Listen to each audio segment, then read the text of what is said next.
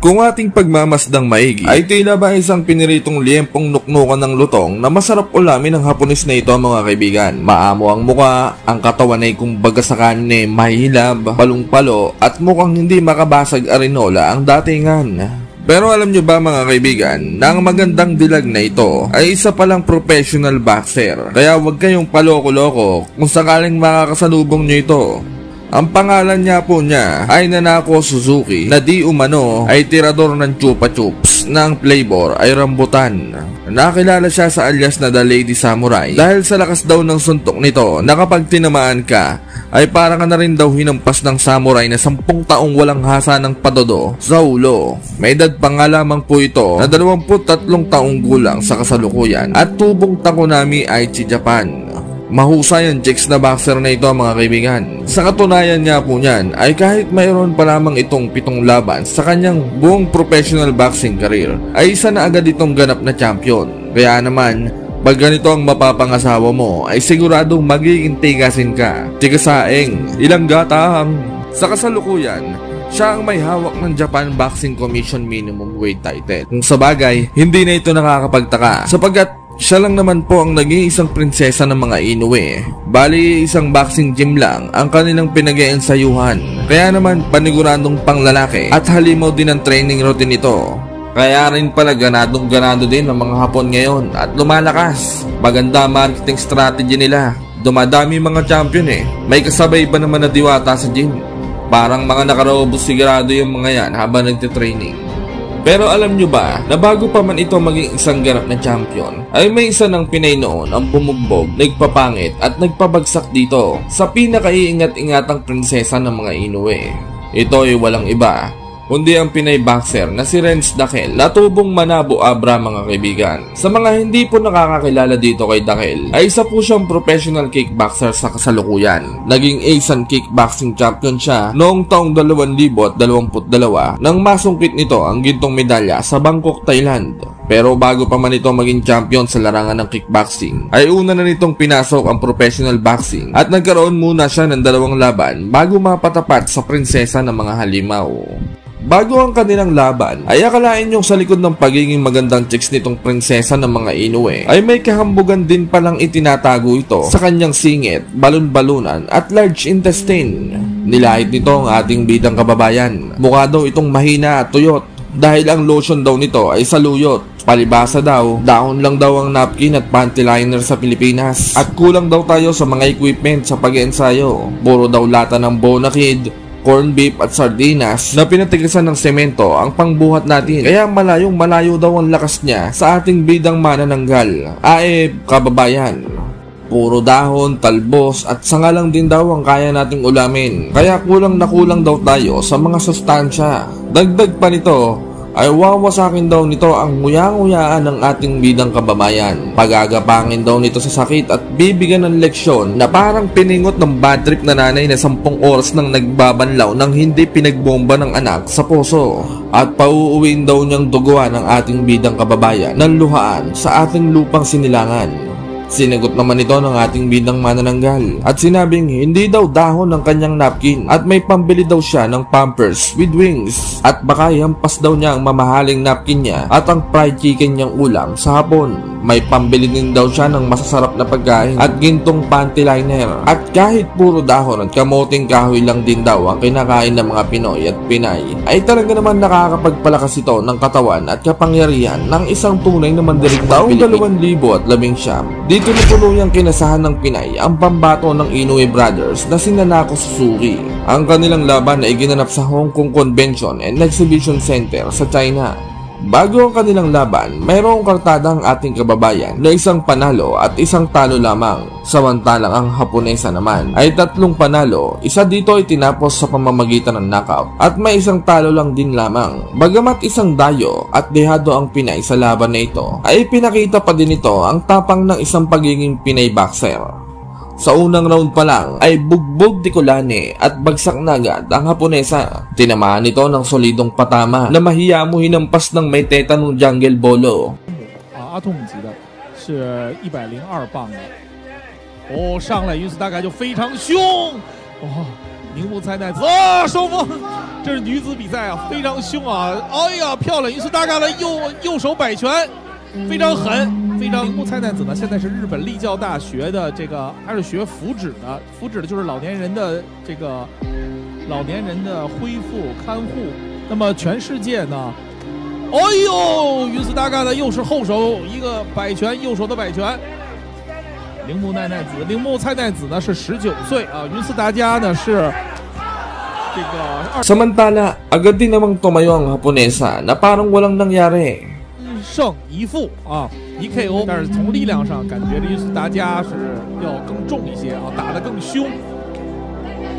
手有1500，只有1500多人啊，跟男子没法比，男子的世界活跃选手是21000多人，17个级别。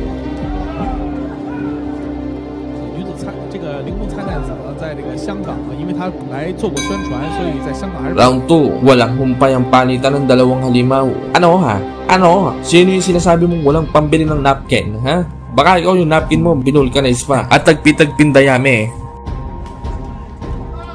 哇，你看双方其实这女子选手啊，防守都不好啊，但是打的是真凶。当然以他们的力量，可能跟男子的这种打透劲儿没法儿的身高，原来是做擂台女篮的，他就非常想打拳，最后生生把自己的鼻梁都打断了。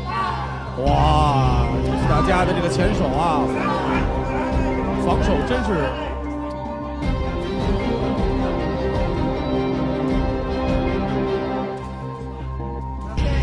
好，这两下还，啊，于素大家漂亮，右摆拳，然后非常重啊。于素大家整体来说感觉怕玩哦，但是这个铃木菜子刚才左右摆拳也命中了。这是女子比赛啊，应该说啊，双方其实怕玩在不好，但是真的防守也不好，但是拳是真多，无遮挡的命中非常多啊。哦，又是一个交叉，互相的后手的摆拳，你给我一下，我给你一下，后手的摆拳，哇，这个交叉也是很狠啊！哦，于斯大家后手又一个，铃木菜奈子是左手的前直啊，防守其实两个人防守真是都不太好。Round 3, parang hindi na uubusan ng gasolina ang dalawang fighter. Suntukan malala kumbaga. Medyo nakakasagabal nga lang ang buhok ng Haponesa. Ang haba ng bangsayo, bigyan ng razor yan. 是。啊，铃木菜奈子的左手2次了，左手好凶。铃木菜奈子女孩子女拳手，其实因为来香港居住的职业拳击，在世界上大概日本占了1/4的拳手，注册拳手。啊，双方的交换，美国的很多大公司其实不愿意，德国啊，发展的还是不错的，西班牙，反而美国的女子选手不太多。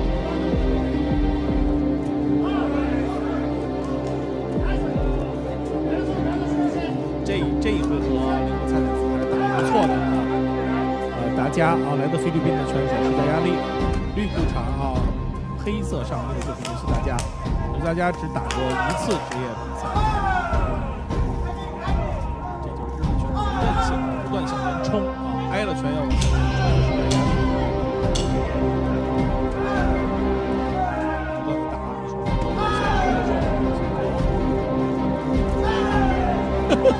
我旁边的这个 Breako 啊，菲律宾的那个。Round 4, ubusan na ng lahi. Grabe ang Haponesa, ang ganda pa rin. Parang ang sarap ibalot, isako at iuwi, oh. Look lang, baka nanonood si Commander.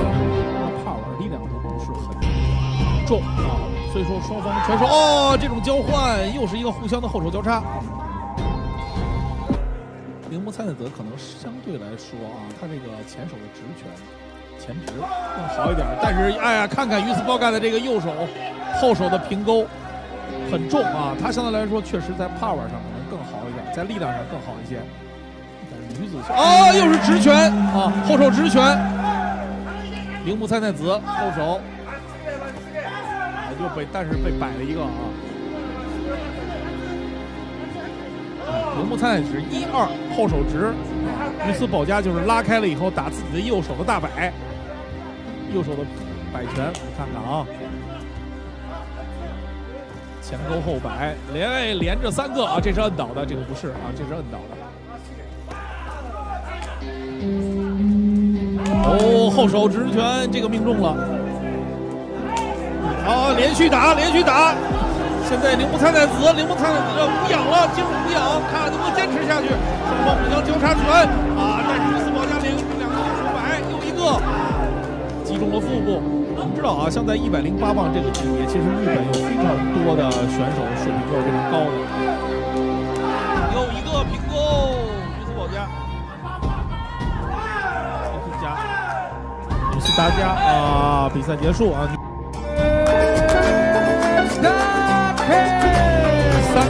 Mula sa bayan ng General Santos City, na bayang pinagmula ng ating nag-iisang pambansang kamao, Manny Pacman Pacquiao, ay may isang halimaw na isinilang na pinaglihi sa kunat dahil nga po sa tigas ng nguya-nguyaan daw nito, nasingkapal daw ng sangkalan na di umano ay gawa sa bato, plato, pato, kwarto, goto, puto, kuto, espalto at kulane. Kakaiba ang boksingero natin na ito mga kaibigan, dahil kahit hindi man ito pinalad sa katangkaran, ay pinalad naman ito sa kapangyarihan. Nasalo nito ang lahat ng kalamay nung umulan ng kunat at kapal ng nguya-nguyaan. Kaya pagdating sa laban ay talaga namang parang may pananggang bato-batong kulane sa nguya-nguyaan. Lalo itong lumalakas at ginaganahan kapag tinatamaan. Kaya talaga namang pangbihira at natatangi ang boksingero nating ito't hindi basta-basta. Malaking kanto. Tulad nga din po ng ating nag-iisang pambansang kamao, Manny Pacman Pacquiao mga kaibigan, ay nanggaling din ito sa matinding kahirapan at talaga namang lalong nakapagpalakas dito. Puro pitas na gulay ang ulam nito at sariwang mga prutas, bugbog ang mga trabaho na daig pa ang kalabaw sa bigat ng gawain, kaya talaga namang napakalakas at napakatibay ng pangangatawan. Ngunit sa kabila nga po ng kapangyarihan taglay ng ating halimaw mga kaibigan, ay may isa nga pong kampon ng mga Inoue ang talaga namang nang maliit sa maliit nating kababayan. Inakala nito na easy fight lamang ang Pinoy dahil sa sobrang liit nga lamang po nito, kaya dagli-daglian nila itong hinamon at nang pumalag ay kinasagad ng kanilang kampo ang laban at kumpiyansang-kumpiyansa ang kampo nila. Natatalunin nila ng walang kahirap-hirap ang ating bidang kababayan. Ngunit hindi rin naman po natin may pagkakaila ang talento ng Hapon na ito mga kaibigan, dahil may kabigatan at talaga namang may diin din ang mga kamao nito sa laban. Sa katunayan nga po niyan mga kaibigan, sa kanyang naging amateur career nga po sa boxing ay nakapagtala lang naman po ito ng katakot-takot na 123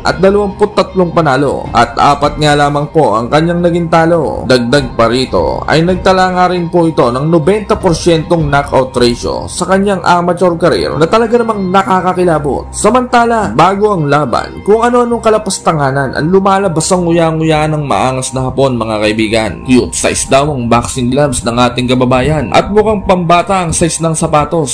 Mukhang hindi daw ito napatrukan at hindi pa nakakalasa ng kahit anong klaseng bitamina. Halatang kinulang din daw ito sa aruga at walang nagpalaki ng ayos. Nagkamali daw ito ng sports na sinalihan. Dapat daw sa kanya ay nag-chess o di kaya nagpatintero na lamang. Mukhang hindi daw ito sanay sa bugbog at garote di alimpungatan eh. Dapat daw sa Pinoy ay mag-alaga na lang ng mga manok, baboy at kalabaw sa probinsya. Hindi daw kasi ang tipo nito ang may ibubuga sa pakikipaglaban at pakikipagbatayan. Hindi daw tulad niya na kumpleto sa bakuna at bitamina. Kaya talaga namang bongbo at mala Captain Barbell ang pangangatawan niya. Kuno, sinabi rin nito na siya na daw ang susunod na Naoya Inoue ng Japanese Boxing Society. Gugulantangin niya daw ang mundo ng boxing. Papabulagtain niya daw ang Pinoy sa ibabaw ng lona hanggang mamilipe at magsabing sumusuko na ito sa laban. Binueltahan naman ito ng Pinoy at sinabing may bakuna siya sa ketong, bulutong, balatong, kurikong, ulupong, jampong, tumbong, pagong at kangkong na may bagoong. Ginagawang candy lang din daw niya ang vitamins dahil kahit magtulong-tulong pa daw ang ubong kabayo, sipon, COVID at trangkaso ay hindi daw ito uubra sa kanya dahil sa sobrang lakas daw ng kanyang resistensya at pangangatawan. Iyayabang pa daw niya ang mga bakuna at vitamins na iniinom niya eh. Kahit wala daw siya nun eh, makapangyarihan siya. At pagpapatunay nga lang daw po ito na siya ang tunay na mahinang nilalang at kailangan pa niya ng bitamina upang lumakas ang kanyang katawan.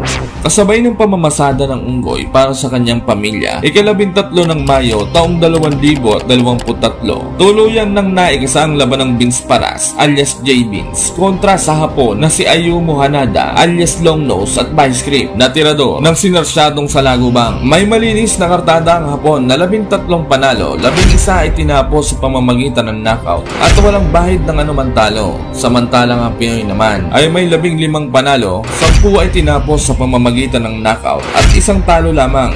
Ginanap ang kanilang laban sa Okada Manila Hotel and Casino, Paranaque City. Undercard dito sa laban ng John Riel Cuadro Alas, Angas ng Pinas Casimero at Pilipos Ngitong Buha. Unang round, dinadaan sa haba ng hapon ang laban. Ngunit mahahalatang hindi ito tumatalab sa malamarmol na panga ng Pinoy. Walang calcium.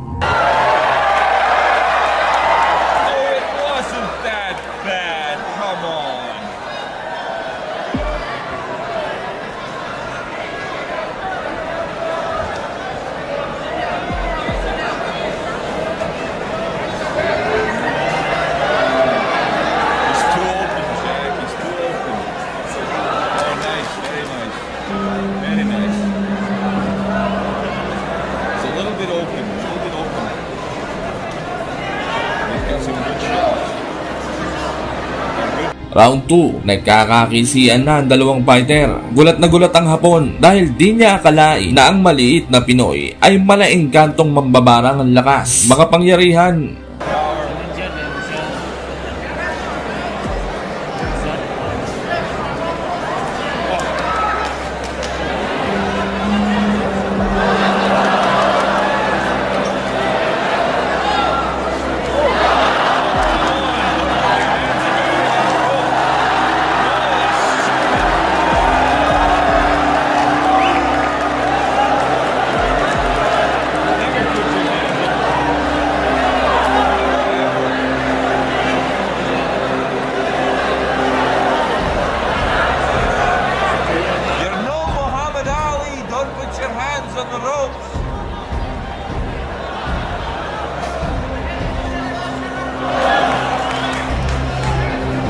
Round 3, binibira ng Pinoy ang Hapon at talaga namang nagkakasabayan. Ang tapang din ng Haponyo, malautangerong siya pang ganit kapag sinisingil.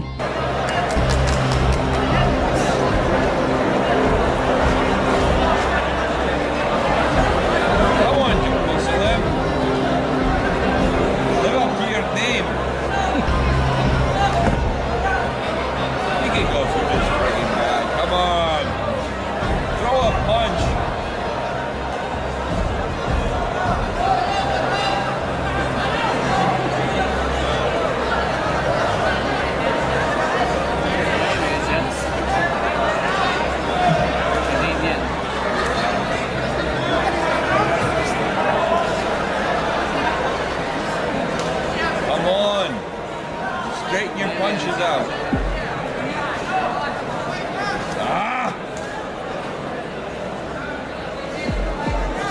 The roundabout way is no good. Punch straight. It's gonna lose.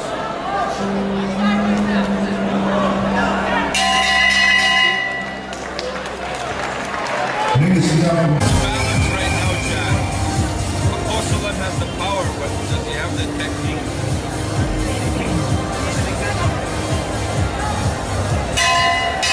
He's a good-looking lad. He's a good-looking lad. Jack, get this guy some good management, please. Look at this. Look at this. Look at this.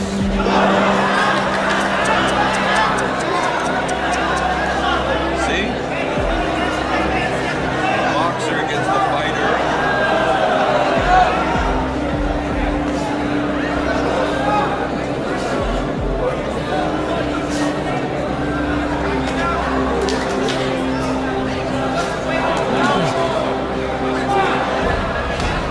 That's it, you got the power. Come on.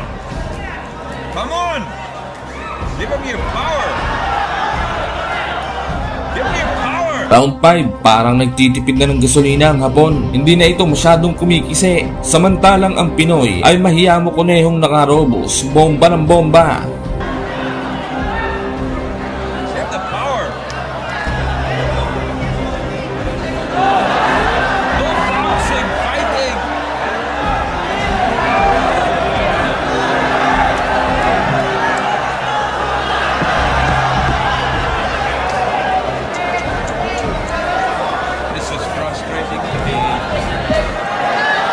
Frustrating.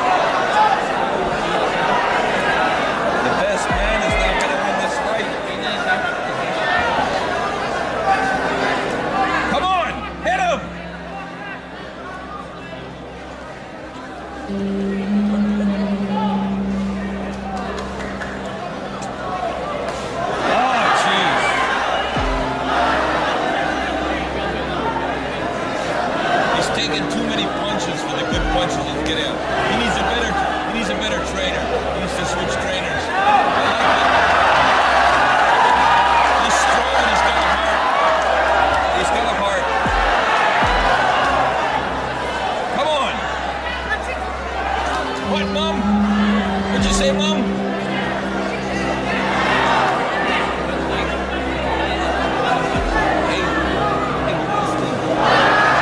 Round 7, nagiging punching mitts na ang nguya-nguyaan ng Hapon. Sinasalo ng inam ang mga jab at kombinasyon ng Pinoy. Punch him in the nose. Come on. Act like you're from Glasgow. Shit. Shit. Take this kid's career into your hand. Final round, binubuhos na ng Hapon ang itinagong gasolina. Samantalang ang Pinoy, napakatibay pa rin, malarobot. Oh, bullshit. Come on, Uncle Salam, he's ready for you. You gotta land the punch, baby.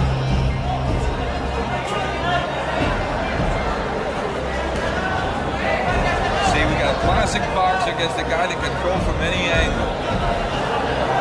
All he gotta do is hit that one good punch and he's got him. Oh, it's a nice left. Come on, Uncle Salam.